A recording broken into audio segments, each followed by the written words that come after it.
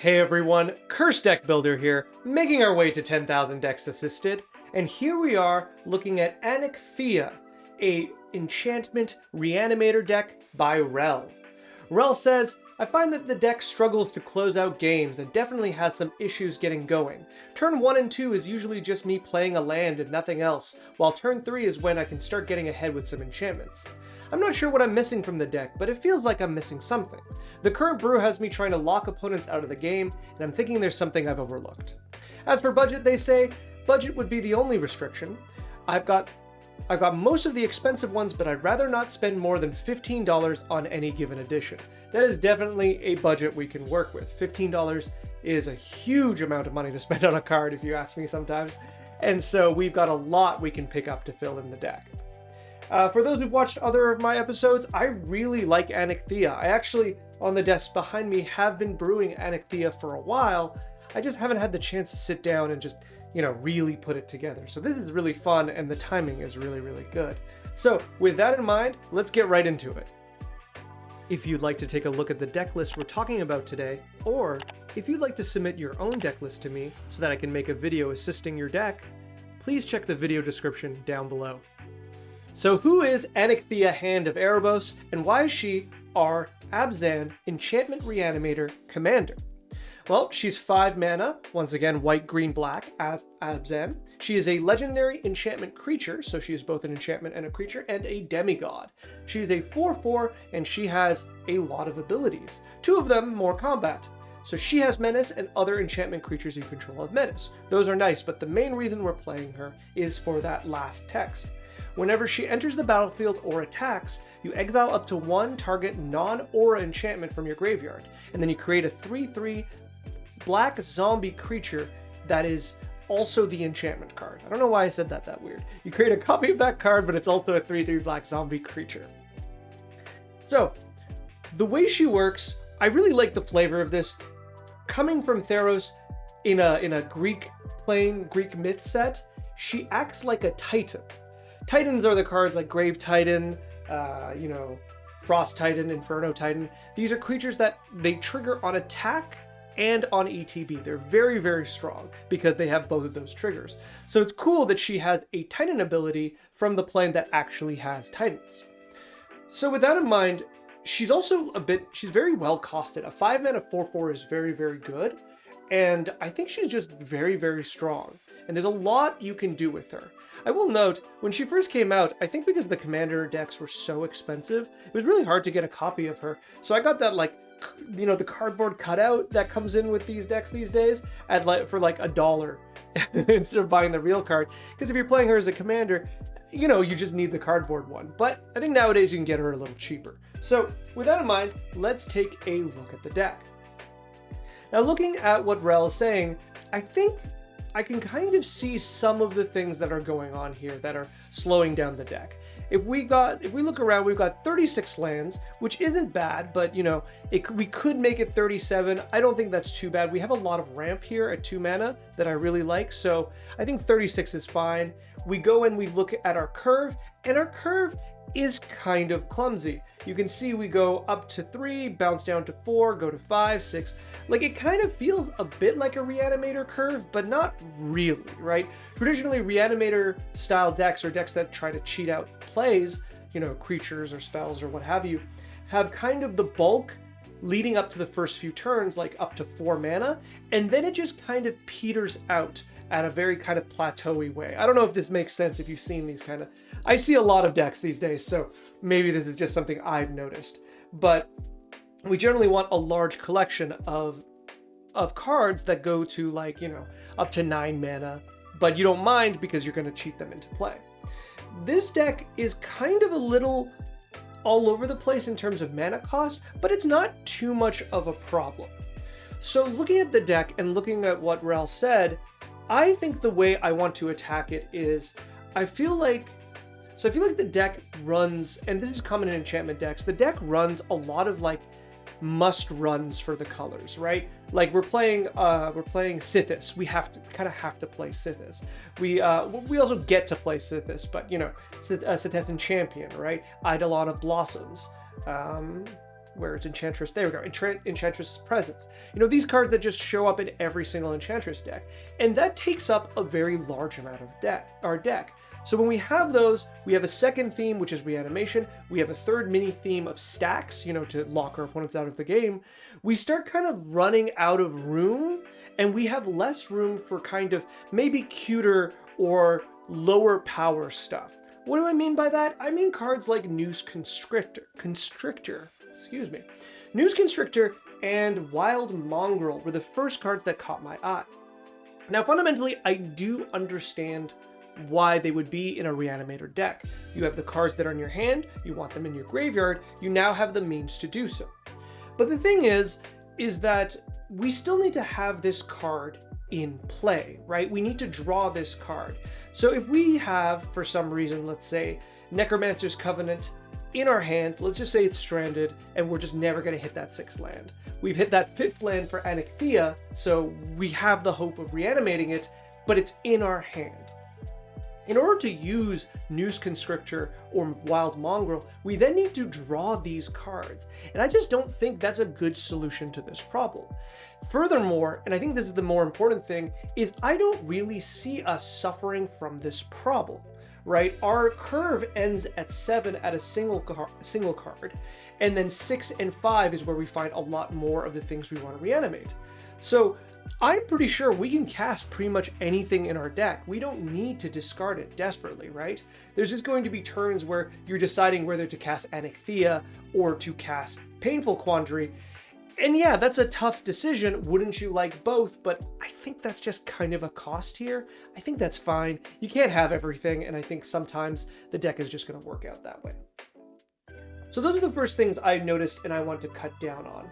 Another card that I think is just a little weaker is Underworld Coinsmith. I do like it's an enchantment creature, but both this and, where's our other one? I just saw it, yeah, Grim Guardian. Both of these cards turn our enchantments, the Constellation, into a ping, right? Grim Guardian makes our opponents lose 1 life. Maybe I misread this.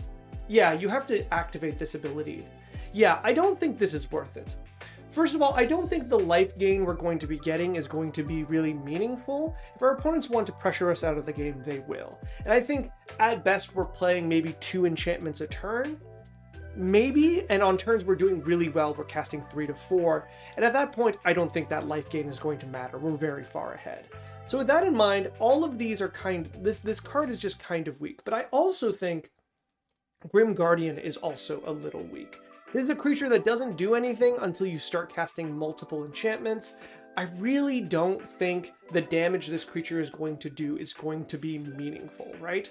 Even though we can pressure our opponents into making some bad decisions, start chunking their life total with cards such as Painful Quandary, I just don't think it's going to be very meaningful to be occasionally pinging them all for 1 or 2. This isn't like the enchantment ones, sorry, the artifact, the red creatures that do the same thing, because I'm trying to remember what the name of that card is, but there is a red creature that does pretty much the same thing, but it's 2 mana instead of 3, and artifacts are a lot easier to make tons of. You can make artifact tokens, and enchantment tokens aren't something you see as much, so it's kind of trickier. So those I also kind of want to cut out. I'm personally not very interested in the Stinkweed Imp, and Golgari Grave Troll cards, but I'm not going to be too hard on them. I think they are the ones for sure that are the hardest to put into the graveyard if you don't have the discard outlets or you don't mill them. But even then, I don't know if I like them. I don't want to say take them out because I do see their strength in a deck like this, but I think you have better means, and I'm going to suggest some better means of getting some cards into your graveyard by milling off the top of your deck. So those I'd like to cut as well. Another card that catches my eye is Full Flowering. This feels like a very, very strong card, but it's kind of deceptive. How much mana are you going to spend into this card, right? Because I really doubt you cast this with X being 1. You need to have a particularly good card. I'm thinking, once again, like Painful Quandary or Parallel Lives, Necrogen Myths and Oppression maybe, Black Market Connections, Like, there are a few, but not enough that I would probably cast this for 1. So do you cast this for 2? 5 mana, get 2, you populate twice? I think that's better, but I think I'd really rather like cast this with to populate 3 times, and now we're looking at a 7 mana card. With that in mind, I think personally, I didn't suggest any populate cards, but if you want to populate, I think I would just play a card that populates, right? Just once or twice. There's a few cards that just have populate kind of attached to them, whether it be on like enchantment removal, or I'm thinking the other ones, there's one that's like all your creatures gain indestructible. Something like that, I think I would like a lot more, just a one-off, as opposed to this card where it's just like this huge mana sink in a deck that has a lot of things to do with that mana. You have a lot of very high cost cards that you want to cast that do a lot. So I'm personally not very interested in that card, but I can kind of see its appeal. And if you wanted one fun of, I think this would be fine. But I think you have more than one fun of, so I think I would probably cut that. Bloodchief Ascension, this is, let's talk about fun ofs, or at least cards I perceive as fun ofs. Without the combo with the is it Mindcrank or yeah, I believe it's Mindcrank. That with the 2 of these, it's an infinite combo to mill out your opponents. This card is just kind of okay by itself. Don't get me wrong, the idea of, you know, as you use your discard enchantments to kind of knock down your opponent's ability to kind of get the game going, you're also draining them. But, I mean, Liliana's Caress does that without having to ramp up to quest counters to get it working.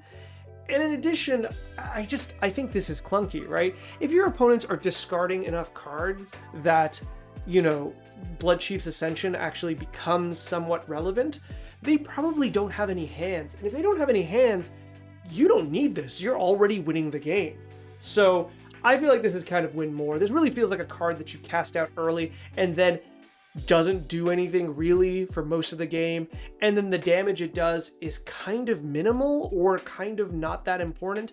I'm not sure. I think outside of a dedicated mill or Mindcrank combo, I don't particularly like this card. I could see it being good, but I think it's just kind of cute. Looking down, this might be in no particular order. Necromancer's Covenant feels very close to another kind of win more card or a fun of card, where I really like this. Don't get me wrong, this is a cool card, and the fact that it gives our, you know, the zombies we summon lifelink, the fact that these all get menace with our commander, these are all cute things, but this is a card that just sometimes doesn't do much. You might have a play group where there's always a graveyard deck, right? Always a graveyard deck. But if there isn't, this might be like 6 mana to reanimate 2 or 3 zombies. And I don't know if I like doing that. Even if we cheated out with Anikthea, we are spending quote-unquote 5 mana into Anikthea, or 1 attack, or 1 opportunity cost of reanimating something else to play this to get a few zombies. And no matter how you slice it, I don't really like that. I think we can just have, like, almost all of our other enchantments are just more impactful and more reliable. Don't get me wrong, I do like the idea of how it works with our populate. Sorry, not our populate, our token doublers, because then you get double the 2/2s. I'm still very unimpressed by that. This deck is particularly weak to board clears. There's not really much you can do about that because its creatures are tokens that have like a lot of power into them, and so your opponents are very much incentivized to use board clears, tutor for board clears, draw into their board clears against you, because it's just really strong. Especially when you consider every token that you reanimate, they'll never see again because that card's been exiled. So with that in mind, you know, this card that already doesn't really do much, but creates a weakness in the sense that the cards that already beat you now beat you harder, I don't really like it. I think you have better setups, and when you lock them out of the game, the number of 2/2s you're attacking with are just not going to make that much of a difference. This is just me, I would probably cut the Exquisite Blood Sanguine Bond combo. We're kind of low on tutors. We have Entomb, Enlightened Tutor, which is 2, and I think that's, an Unmarked Grave. If I was going to do an A+B combo in a deck like this, and they're 2 5 mana cards, at least that we can reanimate with our commander, I think I would play more tutors, and even then, these are cards that like don't really work with the deck otherwise. They're very, very clunky. I really personally don't like these cards.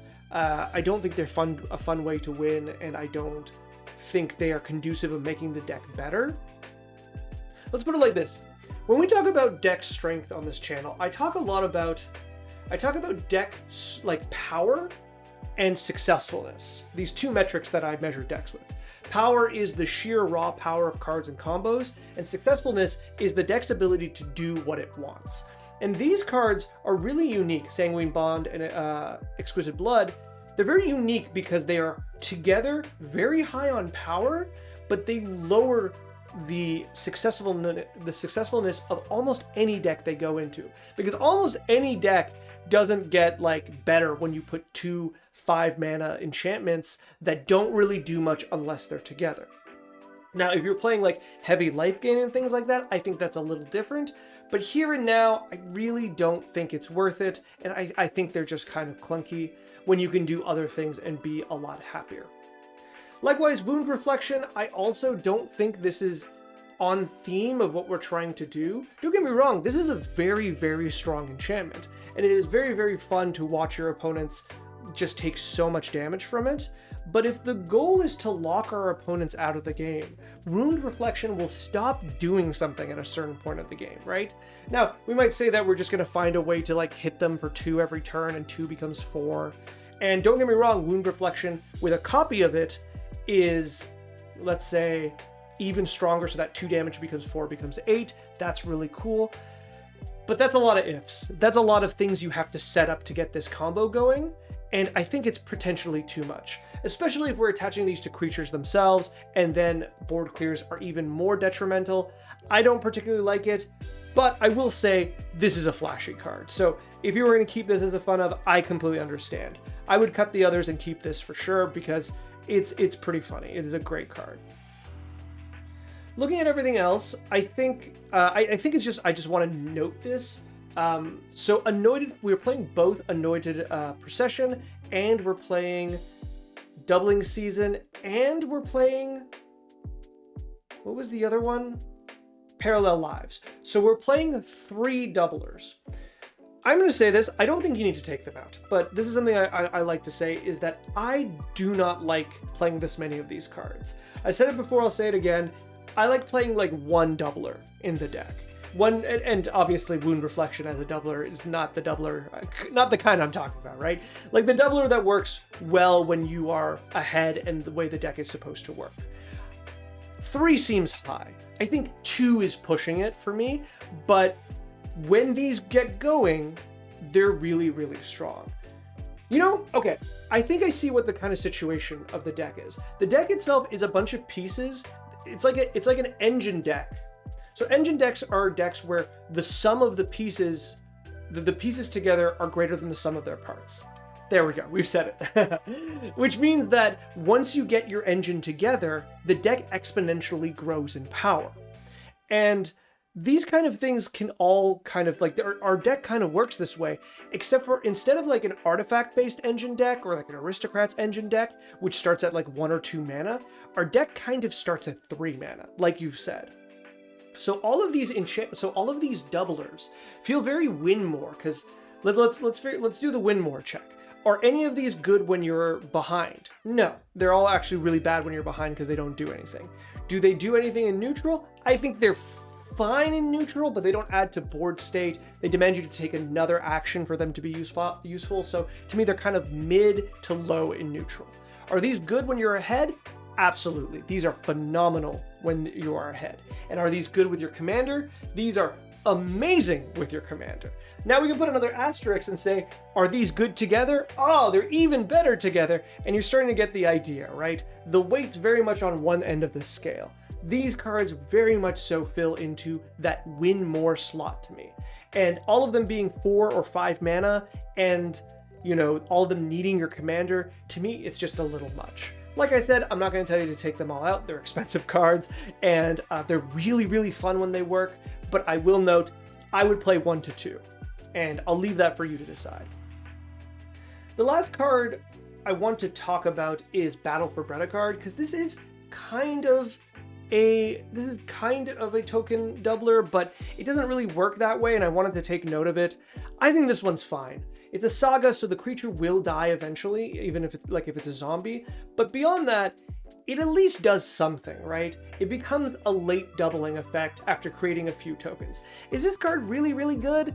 No, I think this card is just fine. There's going to be a lot of boards where this does nothing because your opponents are going to interact in order to stop this from being good. However, the floor is not so bad. 3 mana, you get 2 1/1s, you're at least doing something. So I don't mind this as much. Okay, I think those are most of the cards I want to talk about. Maybe something I should talk about more really briefly, because it is going to be brief, is just note when things are good. Your instants and sorceries otherwise of full flowering are great. I feel like you make videos about criticism, you forget to say all the good things. The instant package is great. I think it's very, very, very good. I don't think I'm adding anything to it, but I think it's very strong. Up to you if you want to add something like Vampiric Tutor or something. And the sorceries themselves are very straightforwardly good. Okay, perfect. Let's move on and look at my additions. So, the main goal for the first little portion of this, I've kind of made them in order of CMC, so I want to give you some things to do early game. And the first thing I want to do is mana. And Carpet of Flowers is a card that's cheaper than I thought it was. Now, I will say this is somewhat meta dependent. If every single person you play with hates blue, don't play this card. But I find that isn't very often. I think often I see blue at least on the table. So Carpet of Flowers is a particularly good card. Make sure you are familiar with the Oracle text, not the written text. And I think you'd be happy with this. This, if nothing else, can ramp you 1 to 2 mana if you know your opponents aren't big into blue and big into islands. Oh no, it's just one opponent. So as long as you don't have I think it's fine to be getting 1 or 2 mana from this, and I think that'll set you up so you can get to Anikthea faster, and you get to your higher mana cost enchantments faster as well. Likewise, I have 2 auras here. I recognize that auras can't be reanimated by Anikthea, but we're still going to show them. Wild Growth and Utopia Sprawl. These cards do almost the same thing, kind of actually inversely. Wild Growth just enchants a land, Utopia Sprawl enchants a forest, and then Wild Growth taps for an extra green, and Utopia Sprawl taps for it's not anything but green, but usually you don't pick green because it enchants the forest, so you always have green. But between the two of these, this is a really good, you're talking about turn 1 plays where you just play a land. This is very strong to get you immediately to 3 mana on your next turn. Them being both enchantments works with a bunch of different cards in your deck, so when you have the Enchantress effects, they are at least card draw in the late game. But I think, if nothing else, this just gets your deck going faster, and I think they're going to be good inclusions. I wanted to put this one in. I put my hands up defensively. I don't know if I like this as much, but I thought it was worth mentioning. It is somewhat synergistically better than Nature's Lore and the like, because it allows you to draw cards off Enchantress effects, and mana reducers will reduce this to 1 mana, which only makes this as good as the previous 2 cards, which is maybe not ideal, but I did want to mention it. This is the kind of card that I would see, and I wouldn't be too mad at you playing, but it's not that powerful. Moving on, the Best Boy, a card I find myself putting into more decks than I'd care to admit, is Spirited Companion. Why do I do that? Well, I mean, honestly, sometimes having a cycler is good. A cycler that has any form of synergy with your deck is generally pretty good if you ask me. Now, when I say cycler, because I famously do not like cantrips. And this is not a cantrip, right? You do get board presence. And the fact that it is an enchantment, in addition to being a creature, I think is a really good thing in our deck. Obviously with the synergies, I'm not gonna say it every time enchantments have synergies in our decks, but what I really do like is Spirited Companion brings a floor to certain effects. For example, once you have out, once we have back out Teleportation Circle, well, having Spirited Companion around when you don't have Anikthea allows you to at least draw a card. Because the thing is, you can't blink your tokens, right? So having something that doesn't mind ETBing, really, really nice. Likewise, when you have nothing else to reanimate with Anikthea, Sometimes you'll have Spirited Companion in your graveyard and a 3/3 menace that draws a card. It's something, right? It's not the greatest thing, but if you're looking for, if once again we're talking about having early game plays or being able to go through our deck a little faster in the late game, Spirited Companion does offer both of these, and I think it's not a bad inclusion. A card that I think is a little more powerful is Binding of the Titans. This is one of those mill cards I wanted to talk about. The saga is very straightforward. You get to mill your cards, you get to exile some cards out of your opponent's decks, and then you get a creature or a land back. I do like the creature coming back. Outside of our enchantment creatures, it's a bit tougher for us to get back our regular creatures, so this is nice. But I do really like that we can just grab a land. So overall, I think this card is fine. Once again, a very decent turn 2 play, a decent late game play, just to continue milling and getting yourself into a position where you have good reanimates. All right, let's talk about Suppression Field. The one thing that the bad side of me putting this in mana value order is that I'm going to be bouncing around ideas a lot because I didn't group them in what they do. Suppression Field is a lock card. Now, Suppression Field does nombo with a few of our cards, not very many, but a few that do matter. I still think I want to play it. Suppression Field is dramatically powerful against certain decks. Anyone that's any form of engine deck that's based on artifacts absolutely has a horrible time with Suppression Field. Any Planeswalker decks have a terrible time with Suppression Field. And then certain kind of like Kindred decks or creature, like, I'm trying to think of specifically, I know like elves tap a lot, but there's a few other creatures that have like, they're really reliant on their activated abilities. This is going to be good against all of them. This is also notably very strong against fetch lands, but that's kind of a play group thing. So I really like this card. This is a very, very good early lock piece. Just remember it affects you. So when we look at our deck, remember that if we're using, fetch lands and the like, that this will affect them too. So if you have this in your hand, take care about your fetches and fetch correctly. But if you can get this to stick, there's a lot of boards that this will just shut down your opponents for enough time for you to get the next lock piece out. A card draw card that I think I want to mention, I'll leave it to you. This is a card you get to play. And because of because of the kicker on Stronghold Arena, not a lot of decks get to play this. And I think this card is rather good. I think it is it's a Dark Confidant that you get, for each creature, each player you hit in a combat. With your creatures having menace, I think your chances of getting this are pretty high. Now, don't get me wrong, your curve does go to the point that you might take 6 damage from this sometimes, and that's not free, but I still think this is worth it. I think this is just a powerful card that you can play. It allows you to turn some of your creatures that don't really do anything to card draw, and I think all of that will work very much so in your favor. Speaking of card draw, this and milling to mention that, Kurfix's Insight is a card that I think you're noticeably not playing, that I think is just very, very strong. Once again, there's a very clean look at the top 6 and you mill whatever you don't put in your hand, but getting to potentially draw 3 off of 3 is very, very good. And I think this is just a very, very strong card that you get to kind of play for free when you're in both Enchantment and Reanimator. I've seen decks that, just play this as a 3-mana mill, sometimes get an enchantment, and you can do a lot better than that. So I think this is a pretty big hit for the deck. I don't know how I feel about this. Immediately I'm making noises. I think this card is neat. It's interesting that the sorcery has an ability. Is it so it says Descend? That's interesting. Usually this ability text is on cards that, their name doesn't say what they do, but sorcery spells, their name says what they do. All right, regardless, this would be another reanimation spell in your deck that can hit your enchantments and your creatures. Because you're milling yourself, because you're throwing things to the graveyard, you have a pretty high chance of getting something decent back, and I do like this. This is kind of like, just in case your commander gets hated out of the game, or you just want to reanimate extra cards. This is particularly good at that, and I do find it good enough. I will say, I would keep track of how often you have enough permanents to get your 5-mana cards back, but I think it shouldn't be too bad. Grasp of Fate, I don't have much to say about this. It's a good card. I just noticed you weren't playing it, and I think especially when we are summoning this as a creature, and actually either way you summon this, being able to just get a bunch of cards exiled from your opponent's side can just really make a big difference.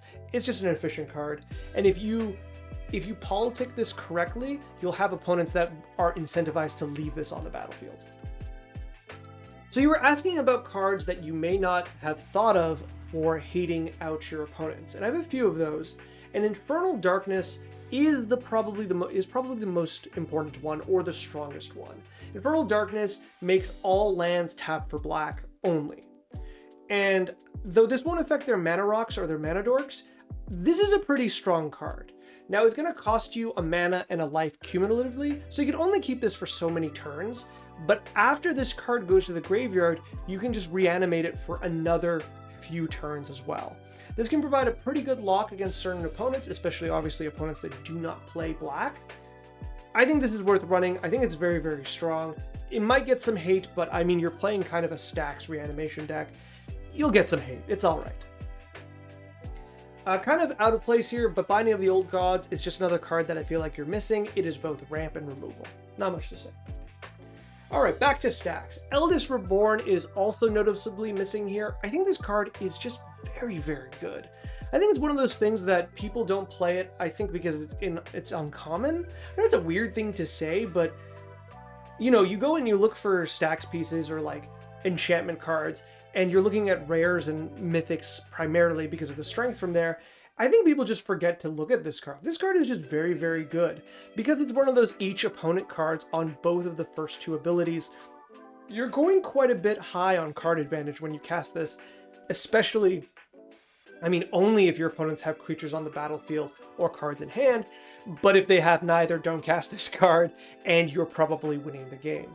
That last mode, I think, is just very, very good, especially because it hit your opponent's cards, but it's just a very, very good card. This card continues to be way too cheap for how strong it is. I will always recommend just go and grab a copy or two if you haven't already. Your black decks will thank you. Last few cards, Greater Tanuki just kind of catches my eye. I don't know to what degree I really like it. Actually, I now realize that Reanimate is a 3/3 and not a 6/5. Okay, I like it less. This is a card that's kind of cute, both literally and figuratively. I was really just thinking of the fact that you can channel and reanimate it, but I forgot the fact that it's going to be a 3/3, so let's just ignore that. And instead go to my last card. I think I'm going to do these videos where my last card is a card that I know is bad, but I really want to suggest. And that bad but good, or bad but fun, card I want to suggest is Descent into Madness. Descent into Madness is one of those old mythics in black that just isn't very good, but is a lot of fun. Basically, instead of sacrificing permanents, this exiles them. And it's on each of your upkeeps. It is incrementive? Wow, I cannot say that word. It increases with time. It's incremental, my goodness. But the problem with the card is that your opponents can choose either permanents on the battlefield or cards in hand. So you're getting the worst X out of two different zones, which often kind of really messes up how long it takes for this card to be good. You know, by the time this gets to X3, maybe your opponents are starting to sweat it, but at that point, you're also affected by this, right? It's one of those cards that's really hard to make one-sided. Now, the benefit with Commander is it's always more one-sided because you have 3 opponents versus you. So your opponents are always exiling more than you. So at a certain point, you just let this be exiled to itself, and hopefully your opponents are just in such a bad position from that final exile that you can just take them out. But it's clunky. If they board wipe in the wrong board, sometimes you're just locked out of the game if you don't have enough cards in hand. And that sucks, but most likely you've locked them out too. So, I don't know, I really like this card. It is a bit clunky, I'll leave it up to you to decide, but that flavor text. The stairs lead down in both directions. Goodness, I love that text. I love this card. This card is so, so cool to me. But if you don't play it, I'll forgive you. And those are my suggestions. Thank you so much for sending the deck. I really like Anikthea, and it gave me a chance to kind of talk about the things I like about her. So that's really, really good. And I look forward to hearing if this was helpful to you, because I hope this helps you build your Anikthea even stronger. She is such a fun commander, and I'm really excited to see what kind of decks over time are going to be built out of her, because what a fun reanimation strategy. All right, good luck. Thank you so much for watching. This video is brought to you by viewers like you and people on my Patreon. If you'd like to send me another draft of this deck, or any deck, there is a link in the video description down below. And if you'd like to make your deck one of my donation decks I work on, there's a link there too. Finally, if you'd like to like, comment, subscribe, I would be very appreciative. It helps the channel quite a bit. Thank you, and good luck in brewing and building.